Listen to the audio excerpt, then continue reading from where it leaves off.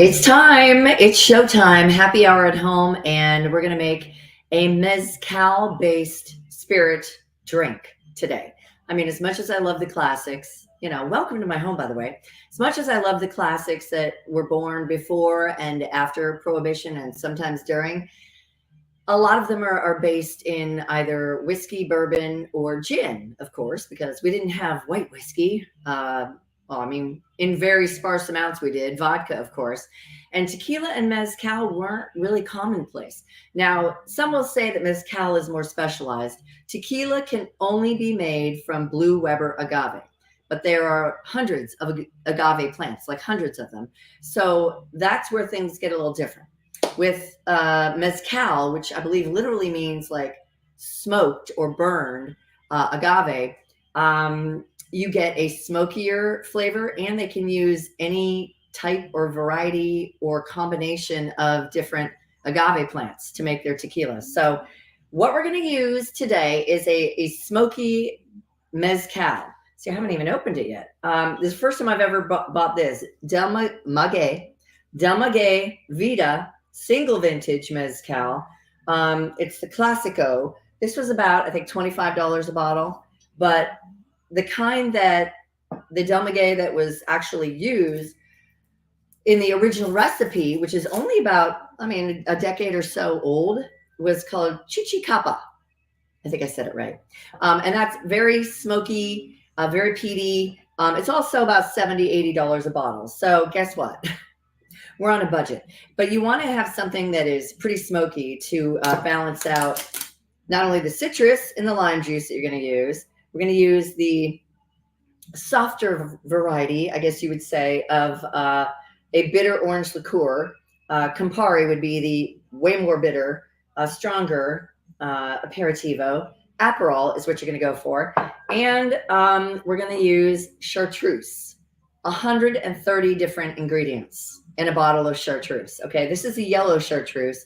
It's supposed to be like a little more honeyed, a little bit more mellow than the green chartreuse. Also, both very expensive. So, I wanted to find a cocktail that we could do with a little chartreuse. So, yeah, made by Carthusian monks, don't you know? Made only in France. That's the only place that makes it, So, and then again, Aperol. We need a really kind of smoky mezcal and fresh squeezed lime juice. Always. If you can't, Master of Mixes has a really great, fresh pressed juice. We're going to chill a coupe glass. Now, this recipe was created, like I said, a little over 10 years ago at a bar that was a speakeasy in New York City. I don't know if it's still around, called Death and Company, by a guy named Joaquin Simo. And Joaquin was playing around. He was trying to do a riff on something called The Last Word. I believe we've made that cocktail here. That is a gin-based spirit. It also has fresh lime juice in it. It has, maraschino liqueur. And what else would be in there? Let's see, what is it? It's something, maraschino liqueur, mezcal gin. There's something I'm forgetting that goes in the last word. I think, I don't know, a sweetener of some sort. I think that's where the Aperol takes the place of, shall we say. So, well, no, that would be the maraschino liqueur. Anyway, he himself, Joaquin Simo, said that, yes, it's a riff on The Last Word. He was trying to play around. The Last Word is an equal parts cocktail, as is the Naked and Famous. I forgot to get to the name. Now, Naked and Famous is actually the name of a band. I believe they're from New Zealand. They may have already broken up. I'm not sure. But he got the name from a song from a trip hop artist named Tricky. And the song is called Tricky Kid. And in there, it talks about being naked and famous. Kim Kardashian knows all about that. So Joaquin says, yes, this is indeed the bastard love child born out of an illicit Oaxacan love affair between The Last Word and Sam Ross's Paper Plane cocktail. So I think I'm already going to like it. What's not to like? Yes, let's say hello. Hi there, Jim. TGIF, indeed. And let's see, JD, how you doing? Cheers to the weekend. And you too, Buster. Thanks for chiming in, guys. So all we need is a shaker. You need 4 ingredients. And again, it's an equal parts cocktail that calls for 3/4 of an ounce of every ingredient. But you know what? The bigger the glass, the more booze you're going to need. So let's start off with our fresh squeezed lime juice. Okay, let's see. So 3/4 of an ounce is what is required. Here we go. On the big side of the jigger, it's like halfway up. There we go. Lime juice dripping down. And open up the bottle of Del Maguey Vida Classico Mezcal. Another reasonably priced, it's about $25 as well, is illegal mezcal, if you've seen that. Okay. Oh, golly. Okay, it's because there is sugar in this Aperol. Obviously, it kind of can crystallize around the rim. Okay, I happen to like all these ingredients. Will we like them together? And I guess, like I said, you know, a chartreuse is very herbal. Again, it has 130 different herbs and spices in there, so you would think so.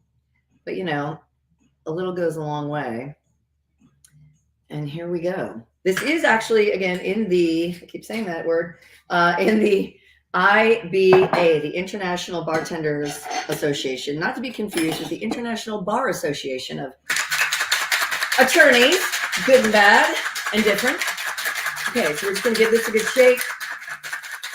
I really need to spend a whole day working on my technique. Okay. And really, this doesn't call for a garnish, but if you wanted to, you could.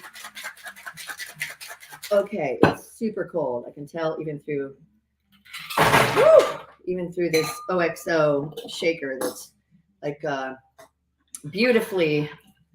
Oh, it's pretty. It's kind of like a peachy color. So I can see, I mean, where the naked might come from. It's kind of the color of the white man's flesh or your Barbie doll. Speaking of which, we're going to make a pink cocktail. I don't know exactly when yet because I got visitors starting to come in, pour in from regions that don't have weather like sunny Southern California does 9 times out of 10. Okay, that's pretty. Woo! Okay, let's see. Let's see how we do it. Let's see how we like it. Yeah, you smell the mezcal, smells smoky, you smell a lot of the herbs.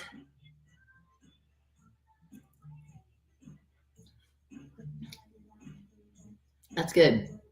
That is delish, if I do say so.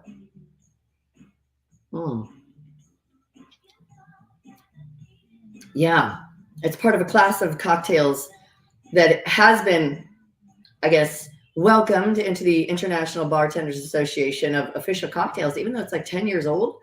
That's nothing.